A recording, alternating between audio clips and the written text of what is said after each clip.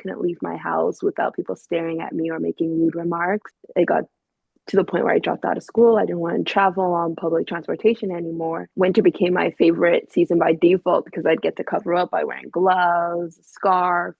Just to give you an example, I remember I was at McDonald's and it was on my birthday. I went in to order food and she was probably about 5 years old.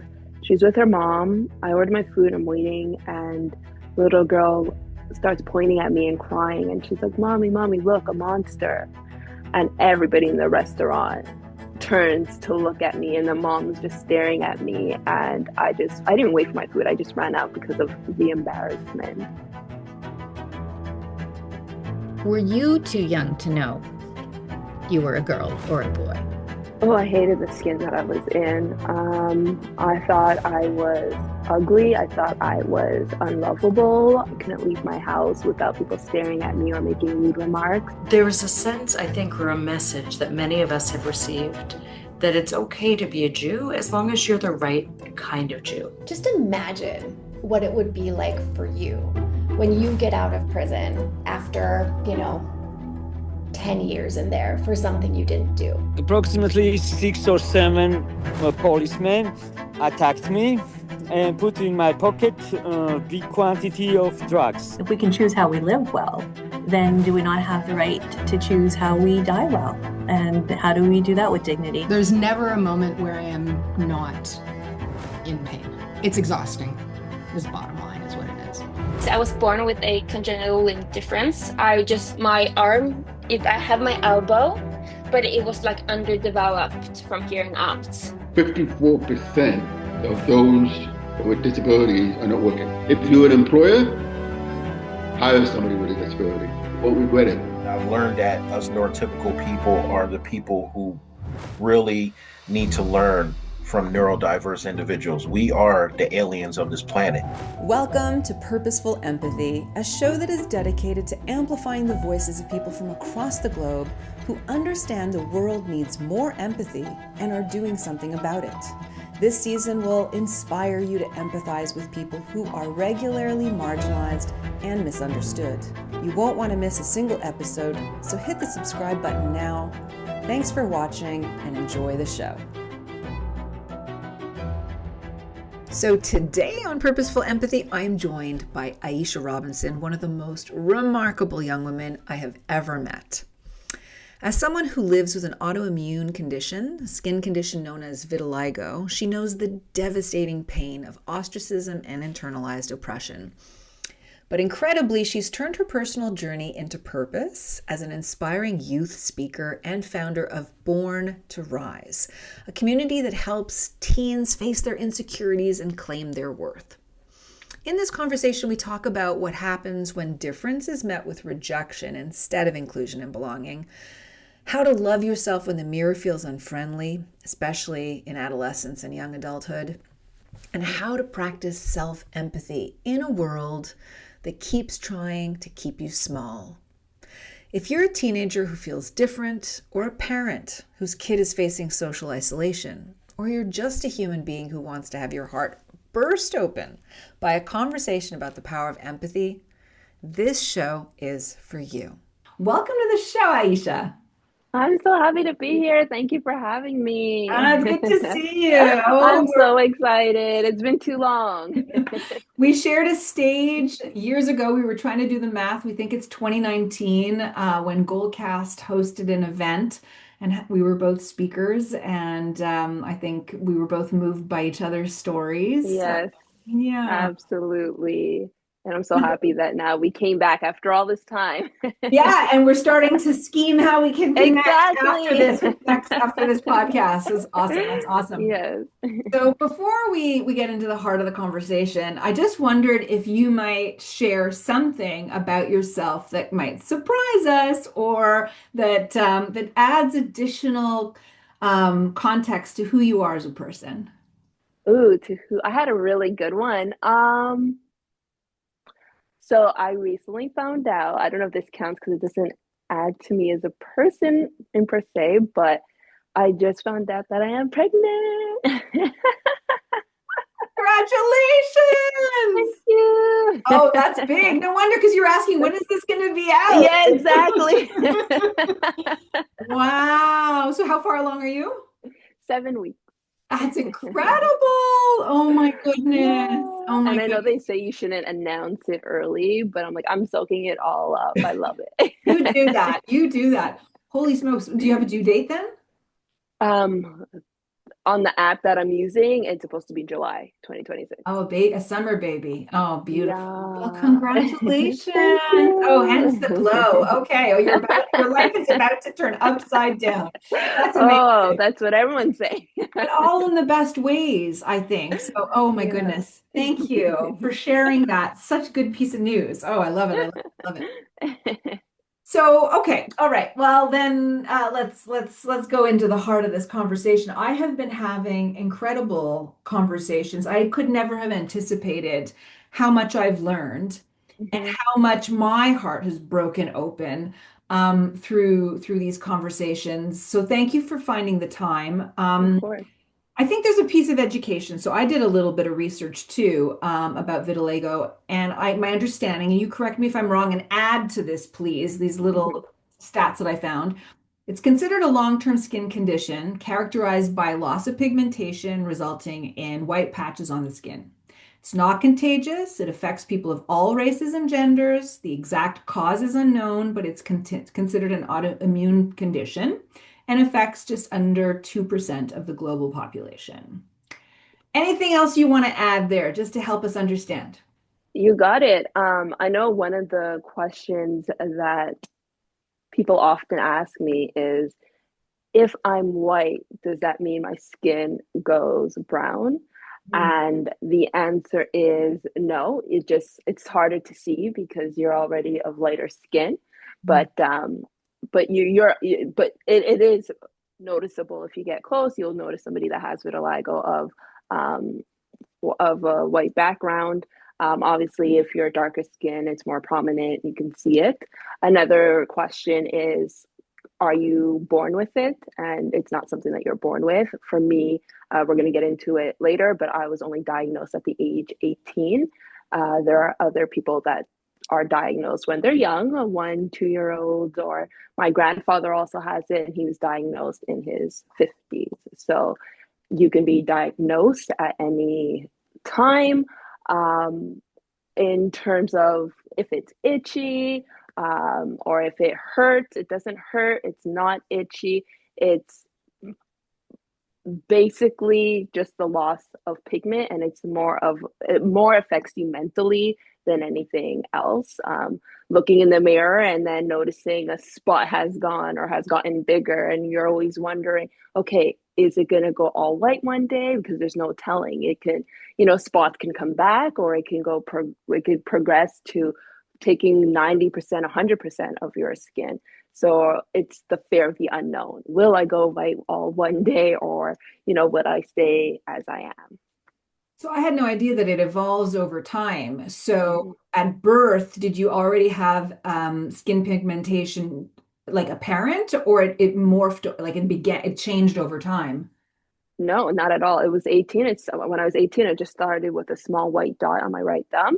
I had an idea as to what it was because my grandfather had it at the time. Michael Jackson was allegedly had it. So I had an idea, but it wasn't confirmed until I showed a friend of mine that has vitiligo herself, and she's like, yeah, that's vitiligo. And then I went to a dermatologist, and she basically said it's vitiligo, which, by the way, they're not very helpful. At least the dermatologists that I've seen, they're very cold and cutthroat with it. They just tell you, they're like, yeah, you have vitiligo, there's no cure, there's nothing you could do, there's a treatment you could take, but it's not guaranteed to work. And I felt very dismissed. So it's lonely when you're diagnosed, especially at the time that I was diagnosed, because it wasn't as popular as it is today. There wasn't a lot of people that I've seen with vitiligo. So at the time that I was diagnosed, I did go into a dark space of depression and feeling all alone, not knowing where to turn. Because if I would Google or YouTube people with vitiligo, it was people in Africa that were getting shunned from their communities for having the skin condition. So it was definitely the first few years, 10 years, I would say, was very lonely.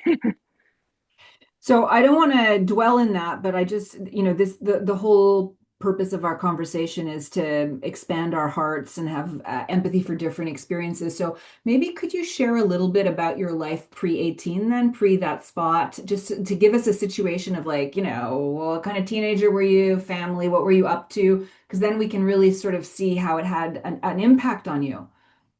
For sure. So I like to date it back to elementary school. We connected that we both lived in the West Island, and the school that I went to was predominantly white people, which left me to be the only Black person in my grade, and then the third in the whole entire school. Um, I was bullied and called the N-word, and had negative experiences. So I went from being bullied to going to high school, in school with my older brother now. So I was in grade 7, he was in grade 10. It's more diverse, people of different ethnicities, people more that looked like me. And then I found my power because now I had backup. So I went from being bullied to being the bully. Yeah, so the people that I bullied were the people that bullied me in elementary school, and then I bullied the people that were like me, where they did not have anyone to stand up for them. And this went on until grade 9, when one of my victims came up to me and told me, Aisha, you don't like, I have so much going on at home, and every time I come to school, it's supposed to be my place of escape, and you make my life harder. And that broke my heart because at the core of me, I wasn't a mean person. I was just, wanted people to understand how I felt. So at that point, I completely changed and I became friends with everybody. And it was honestly from grade 10 to 11 were the best years of my high school experience. I was heavy into sports, especially basketball. So I was going to play for Dawson on the AAA team, but that's a whole other story. I ended up getting cut. And they say one main trigger of vitiligo is stress. So the transition to from high school to college was very difficult for me, in the sense where I came from a specific program in high school where they gave me a year and a half to complete my physical science and my math in order for me to grasp the information properly. And I finished with like 80s and 90s. And then I went to to college, and everything was just fast paced and it was hard for me to keep up. And then playing sports, I had practice every single night, and it just became overwhelming. And then I ended up getting cut from the team. So I think that was the trigger for me, where I had my life planned out. I was going to play AAA, I was going to go play NCAA, and then hopefully WNBA. And then everything just crashed for me. So I think that was the trigger point for me as to when vitiligo had started. And then I started failing in school, and then that's when it started to spread more and more, starting on my hands and my elbows, and then eventually my face. Wow, what a journey for a young person. Wow, you've gone through some highs and lows, and no kidding, resilience would be critical given all of that story. It's interesting because I did an interview with a guy who now works to help de-radicalize youth, but he himself, as a young man, was a very violent neo-Nazi. And by the end of our conversation, he said something super profound, which in the meantime, I think I probably should have known, just like in the ecosystem of what's out there in the world, but it's the way he said it, and it connects so much with what you just talked about in terms of, having you were bullied and then you became the bully. He said, hurt people hurt people. And I just can't, that has stayed with me. It's like, imprinted, That's what I say to all the teens, all the talks I do. That is the one quote that I always use is hurt people hurt people. That's exactly it. So that's why I think it ties in with empathy and having compassion for others. And that's what took me a long way also. When people lash out or say negative comments towards me, I have more empathy towards them, because I'm like, you're dealing with something, you're going through something, and that's the reason why you're coming at me. That is profound, and that is a major shift. I'm almost grateful that that woman had the courage to come up to you, and that you were in a place to be receptive to that. And I'm also really grateful that your classmates enveloped you with the love. I mean, you probably were a great personality and it was easy to do, but I'm glad you had those years of high school But then it sounds like it was like an enormously crushing experience to be, what was the word you used from the basketball team? Cut from the basketball team. Yeah. Even that, like as a verb, is just so like, Yeah, yeah. Especially when you thought like this is all I did my whole entire life. This is all I know. Both my brothers, I have two brothers, one older, one younger, and they both played for Dawson and at the AAA levels, both got scholarships. So to be the only one that didn't make it, like it was definitely a hit to the ego, hit to my self-confidence. It was a blow, and then to add that I wasn't doing well in school, I was failing, so I was like the failure out of the children, and that's how I felt. So yeah. which is heavy. It's a heavy burden to carry. And I think we're probably going to open up a whole section of this conversation around youth and mental health. But before we get to that, okay, so you've been cut from basketball, you're starting to fail, you feel like a failure at home within your family system, and now you're seeing spots. The dermatologist has been just a jerk, just to like flatly say, oh, by Yep. the way. And then it's spreading. And I just want to get a sense of how you are feeling about yourself in real time during those years. Oh, I hated the skin that I was in. I thought I was ugly. I thought I was unlovable. I thought that I would be judged and looked at differently. And society, some people prove that to be true. I mean, I couldn't leave my house without people staring at me or making rude remarks. It got to the point where I dropped out of school. I didn't want to travel on public transportation anymore. Winter became my favorite season by default because I'd get to cover up by wearing gloves, scarf.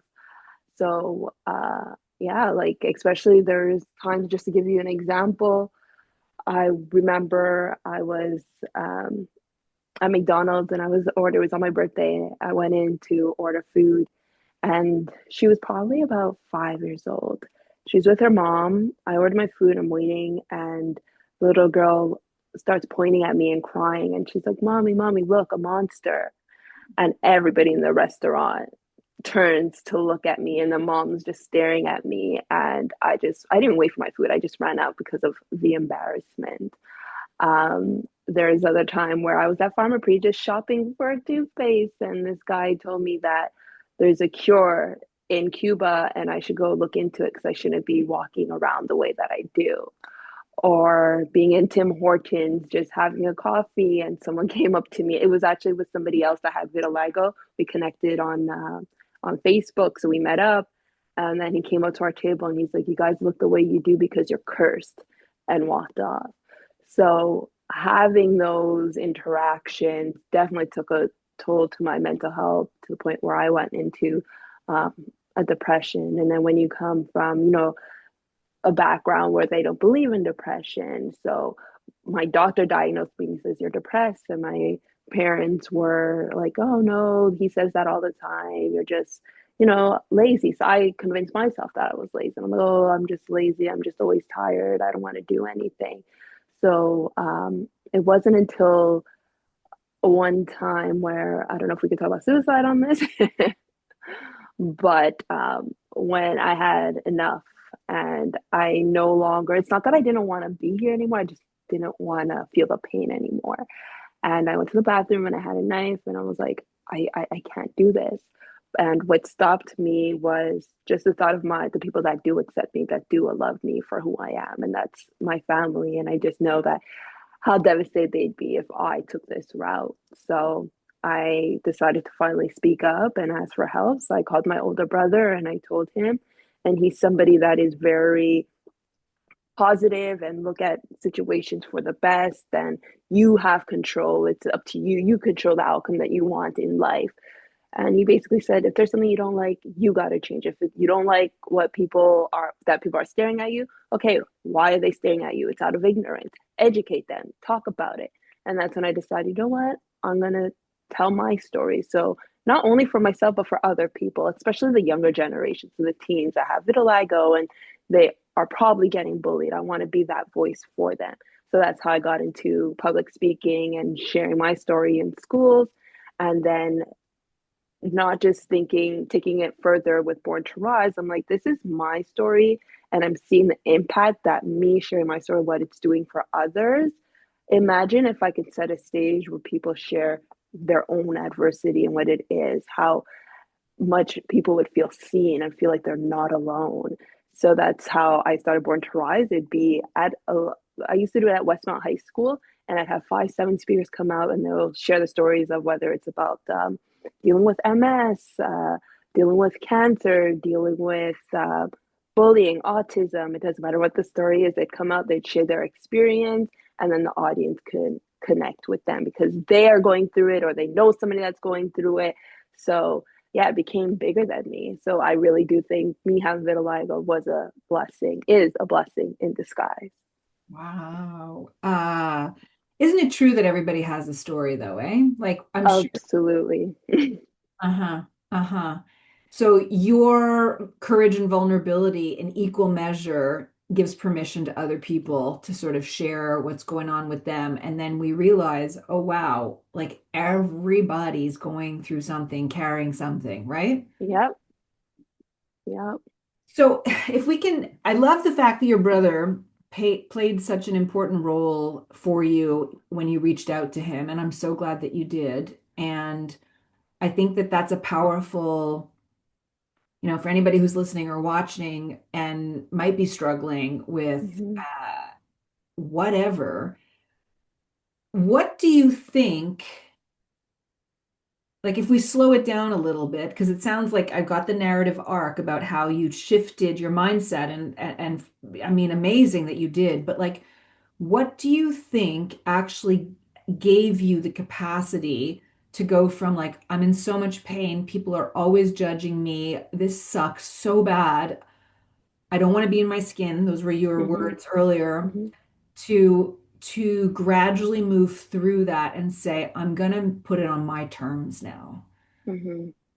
I think at that point I was at rock bottom. So there was nowhere else to go but up. And I knew that before. I think I was always self-aware a bit, and I knew that I understood that you got to put out what you want to receive. So the energy that you put out, in order to receive it, you got to put it out, is what I'm trying to say.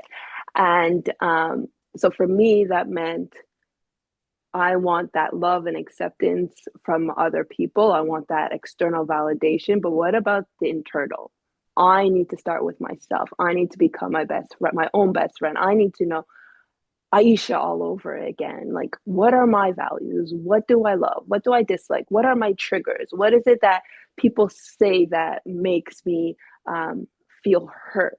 So once I completely, locked myself in my room and just journaled and just had conversations with myself and said a lot of affirmations around like, you are beautiful. At that point, I didn't know how deep affirmations can go. So I would use like the blank statement of you're beautiful, but it worked.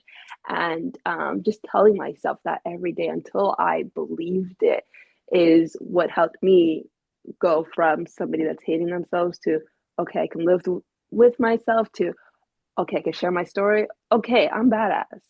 So I think everything starts from within. It's building that own self-love, that own self-respect before you can ask that from anybody else. That's powerful. So you just had a little moment that caught my attention. We were talking about affirmations. Sounds to me like that's actually a really important strategy or approach that you've used. So let's like open the parentheses, a little bit of a dive. So tell me what you know or what you've lived when it comes to affirmations. I think there's something special to explore there. Yeah, for sure. So when I first learned, at the time when my brother told me, look at yourself, you have control, you have the power of creating your own life. He introduced me to Tony Robbins, and he introduced me to The Secret. So I became like, The Secret became my Bible, and I would watch that on repeat, the documentary. I don't know if it's still on Netflix. At the time it was. And so the energy that you put out there, the affirmations you have to say. So at that time, I thought it was wishful thinking. So I'd say, okay, all I have to do is repeat kind words or repeat what I want in life and I'll receive it. So me, I'm like, okay, I'm going to win the lotto. But then with time and experience, saying I do believe that you can say I am beautiful, but if you don't fully believe that's achievable, then you have to kind of break it down.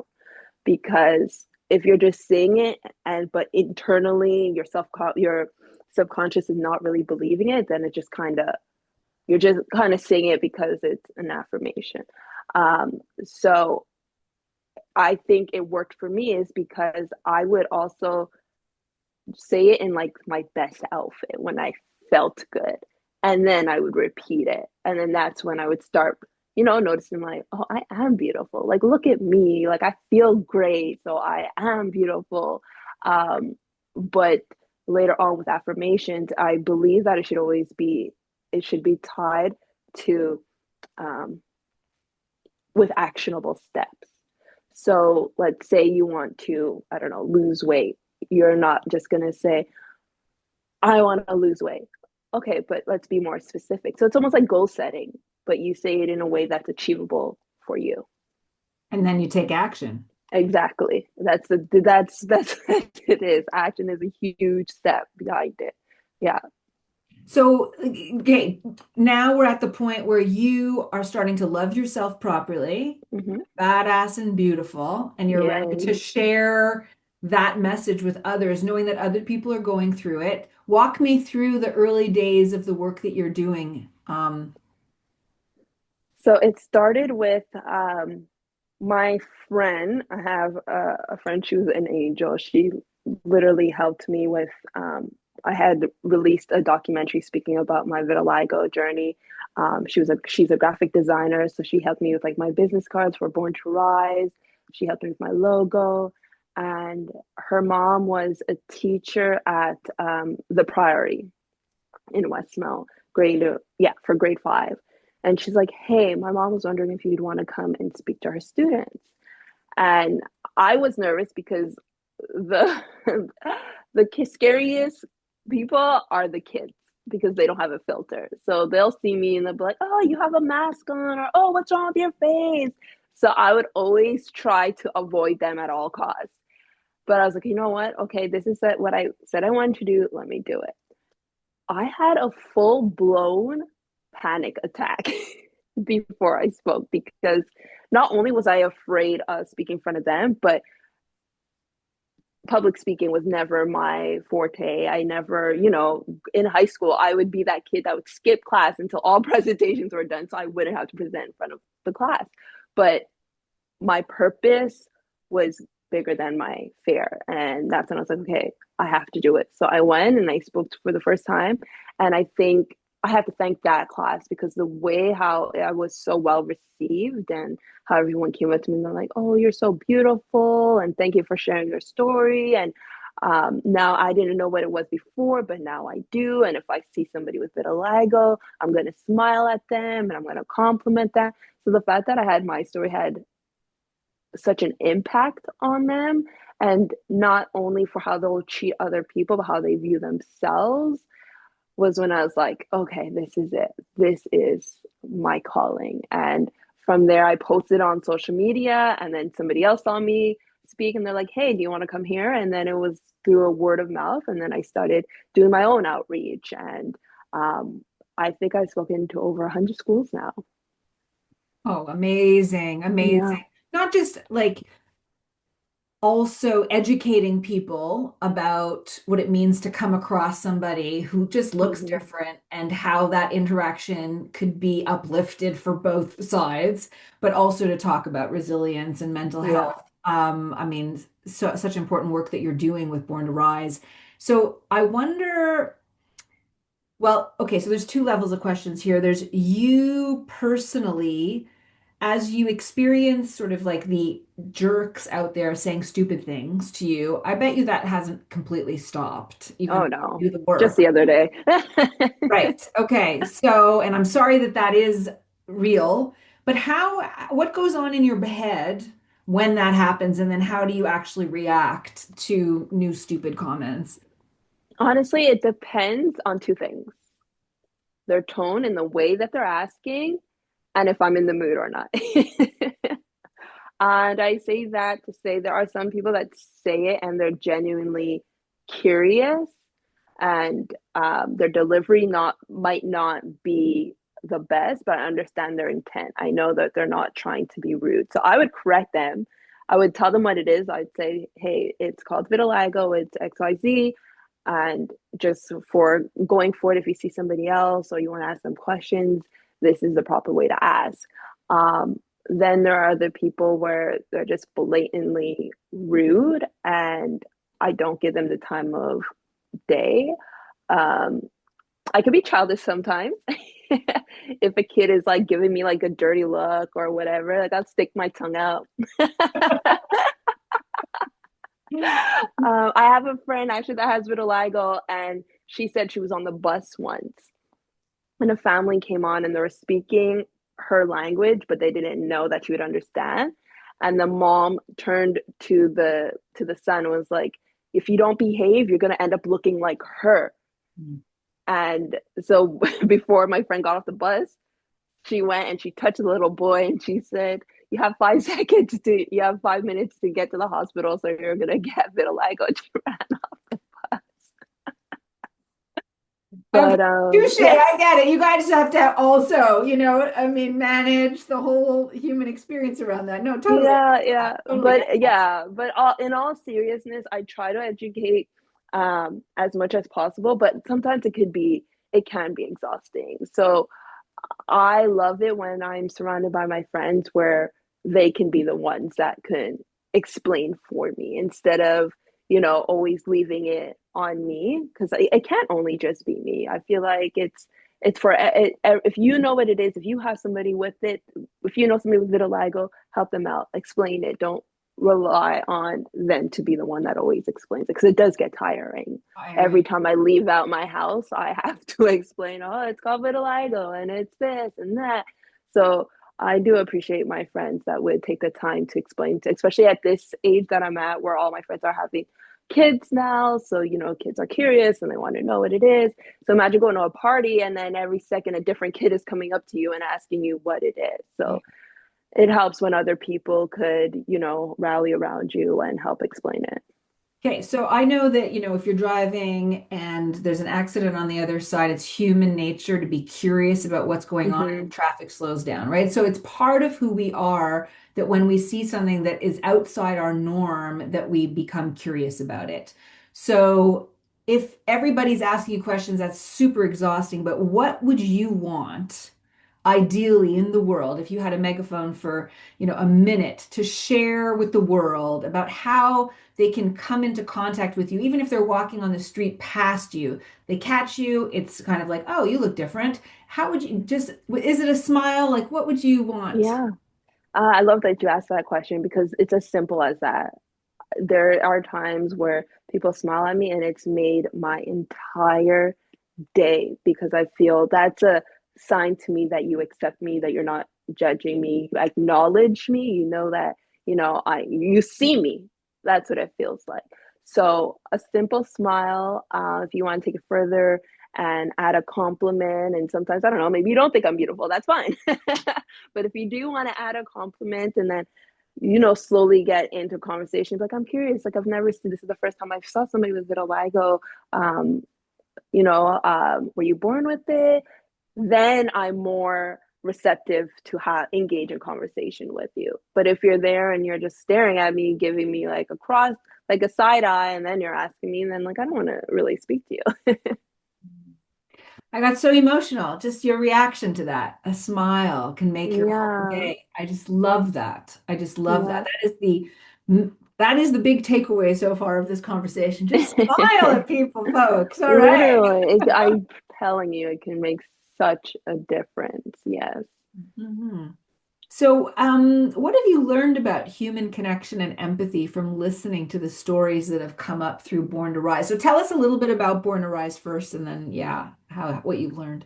So Born to Rise started when when I was up and coming, when I started to accept myself and start to share my own story. And I thought to myself, okay, if this is my story and it's affecting so many people in a positive way, then if I can give a platform for other people to share their stories of overcoming adversity, then it can touch so many more others, because that means that, you know, there's a realm of stories that would connect to somebody in the audience.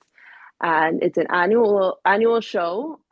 We've been on a little hiatus, but it's an annual show that happens in Montreal in person.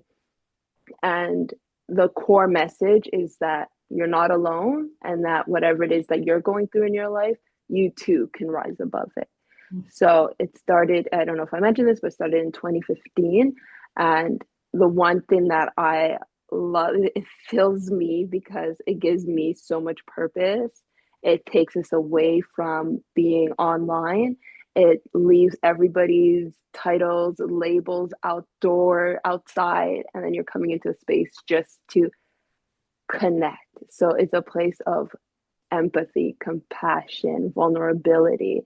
And I think as much as it's for the audience, it's for the speakers as well, because these aren't public speakers. These aren't, you know, these are just like this person could be your next door neighbor. They're everyday people that are having the strength to share their story. And what touches me the most is after every person speaks, they always come up to me and they're like, wow, that was life changing.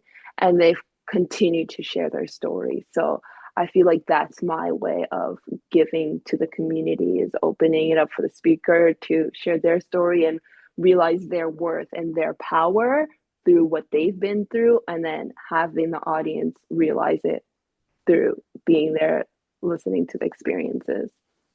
And so, of course, we're going to include in the show notes, go check it out, Born to Rise, and how to get in touch with you for future speaking opportunities. But circling back to that question, which I think is sort of like on a profound philosophical, spiritual, psychological level, like you personally have gone through this great odyssey around resilience, but what have you learned about connection, belonging, empathy, having listened to so many stories over the years? I've learned that it's something that we're always seeking. I think we all want to feel heard, want to feel seen. We all crave that human connection, and we kind of are experiencing it through the online world, in the sense where, if you notice, people have been more vulnerable online as well, I find. But it's just different when it's in person. So yeah, I think that's the biggest thing is just the crave. Like I haven't had my show in 2 years, and I kid you not, at least like once, twice a month, people are like, hey, when's it coming back? Hey, when's it coming back? Because you want to feel, you want to be part of something. You want to be part of a community. You want to know that you're not alone. You want to know that you have a safe space. You want that inspiration from other people, you know? So I think that's what I've learned, and that's why it's my goal to get it up and going fast, because the people are needing it, especially in person. Online, it's nice that people are sharing online, but you don't know what's true from what's not. And obviously in person, you know, people can still, you know, not be as truthful, but you can tell when someone's genuine. Yeah. And being there, when you see it on stage, it's an experience. I that's all I can say. It's different when someone's right in front of you and being vulnerable. It's like a new appreciation for others. Yeah, a sense of wanting to be seen and heard. What another great takeaway about humanity. And that, you know, you've mentioned online a couple of times now. This seems like an obvious question, but social media has done a real number on this pretend sense that we're all connected when we're all feeling way lonelier. I mean, the stats prove that to be mental health crisis on the rise. I wonder, so not specifically to vitiligo, but just in general, people feel pressure to look a particular way, Mm. have the bling bling or whatever that is, tracking in the right direction. There's just so much pressure, Keeping up with the Joneses. all of that, all of Yeah. that. So somebody is listening right now, somebody is watching right now, and really feeling not enough. Mhm. What's the whisper? What are you whispering to them right now? Um, I'm saying, as cliche as it might sound, you are enough, but you need to believe it first. Mm. And you need to work on yourself, become your own best friend. That's what I tell my students all the time. It's you, if you don't feel enough, it's because it's an insecurity that you're dealing with. It's something that you need to figure it out because you're the only person that can fix that. You can't fix that through external validation because you're always going to want more. So I would say journal, ask yourself the tough questions. They might seem easy and straightforward, which is like, what do you value? What are your triggers? What makes you happy? And doing more of the good, less of the bad. So if your triggers are going online and comparing yourself to other people, okay, maybe don't go online as much. If your happiness is connecting with your family, having family dinners, okay, let's do more of that. And then finding a community. Uh, I've gotten the way how as confident as I am, because of the inner work, but also because I found an online community with vitiligo. I'm part of three of them, and there's this thing called World Vitiligo Day.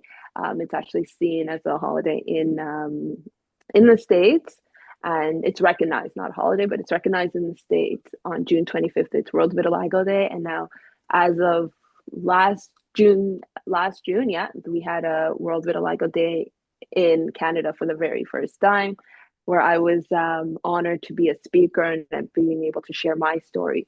So being around people that feel like you, that you can connect with, it makes all the difference.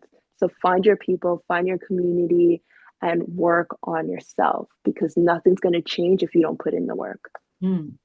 Now, if you're a parent or a friend of someone who's going through something that makes them othered in our culture and othered in like an endless array of ways, what message would you offer to parents, siblings, or friends of someone who's going through something? I think it would be the same is don't be afraid to ask for help, and to finding your people because there's always somebody that can relate to you. It could be a quick Google search. It could be now they have the SEO on Instagram and on all social medias, I think. And I'm just so, as much as social media could be seen in a negative light, there's also positives to it. And it could, once you find your core, your group of people that can understand you, it makes all the difference because you feel supported and you feel like you're not alone. So if this is you, know that everything is temporary and everything will be fine. You have to be patient with yourself, find your people. And again, it's the work that you're going to be committed to doing. Same for like teens that deal with self-confidence issue. They're not going to want to do a self-confidence course because that's not cool. But as a parent, you have to make that decision for them and get them the help that they need, whether they want to or not. Because if you're not their voice, it's going to be their voice for them. So that's what I'd say. Love that. Love that. Two final questions, Aiesha. Oh my gosh, I'm so sad that this is coming to an end. You are beautiful. You are a beautiful Thank soul, you. all radiant. It's the pregnancy glow. Okay. Based on what you are seeing in schools, because you've spoken, you said hundreds of schools at this point, and in your conversation with teens, what do you think young people today need from us that they're not getting? They need us to show up. They need us to provide them with support. I mean, I feel that they're left alone to, do their own thing. And this is just speaking, I'm just thinking of an assignment that I do with them and what they would say. So they feel like they're not seen. They feel like there's a lot of them that lack confidence as young as grade fours.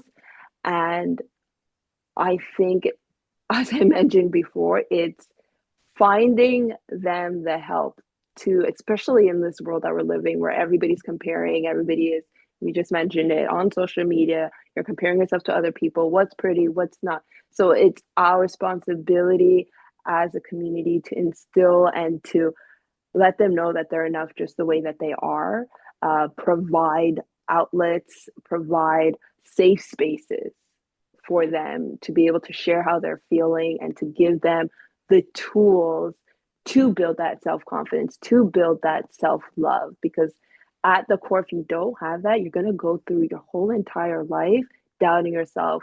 Then it's going to turn into imposter syndrome. Then it's going to, it's never going to change. So if you don't fix that from a young age, you're going to deal with it when you're 20, 30. And I'm talking as a 35-year-old because I struggle with that. And it's probably something that will never go away. It's something that you continuously need to work on. So it's better to know the tools at a young age rather than when you're older, because you don't want to go through that alone, feeling like you're not enough. It's it's heartbreaking, honestly, especially when people being diagnosed with anxiety and depression and the suicide rate. It's heartbreaking. So the way how we need to just get them the help and create the safe spaces for them to feel feel seen, feel heard, and let them know through not just affirmations, but like journaling. You mentioned your I think it was your coworker that started your journaling book. I was like, okay, I need to get that so I could start like mentioning it in my talks because that's what they need. It's not the cool thing to do, but it's something that you'll always be thankful for and will take you on the long run. Yeah, absolutely. And again, I'm going to include information in the show notes about how to contact you if anybody out there wants to support the great work and vision that you have for creating those spaces for people to step up and share vulnerably in community and feel seen and heard and a sense of belonging. All right. So I ask this as a last question of all my guests, never knowing what the answer will be, but always being so grateful. If you could think of a moment in your life, could be last week, could be 2 years ago, and it's not sort of a generalized statement, but like a specific moment when you were on the receiving end of empathy, and what that meant for you. This story comes to mind. I was in line at Walmart and it was the cutest thing. There was this girl, she's probably around 6, 7, and she was in front of me with her parents, and she kept looking back at me, and her parents noticed, and they kept trying to like hide her from me. And she pushed her dad, and she's like, "No, dad, I want to see her because she's beautiful." And that melted my heart because the parents are ready to like apologize on their behalf, like, "Oh, like I'm so sorry that my daughter keeps staring at you." But she just had so much. She's like, "I just want you to know that if I was like, was she at a talk at that I even given?" She's like, "I just want you to know, no matter what your skin looks like, you're beautiful." And I was like, just so, just like her wording, and she was just so young. And I was like, I've never experienced that from such a young child. Just like the genuine love and empathy that she had, knowing that, that because I think she even took it further to say, like, if people make fun of me or say anything else, know that I'm beautiful. And literally, I just like cried. I just started crying. I was like, that is so sweet. I'm like, whatever your parents are doing, like, keep doing it, because for you to be so young and to stop a total stranger just to say that, it's not every day that happens. Love that story. Yeah. Love that girl. I'm so happy that happened for you. Yeah. Well, thank you for doing the work that you do. I look forward to reconnecting with you Yes. offline, outside of the context of this. Can't wait to put this out in the world. This is what we need to be doing. We need to be happy for one another. We need to keep smiling at each other when we cross. Exactly. Aiesha, Thank have you a so great. much for having me. Thank I you. appreciate it.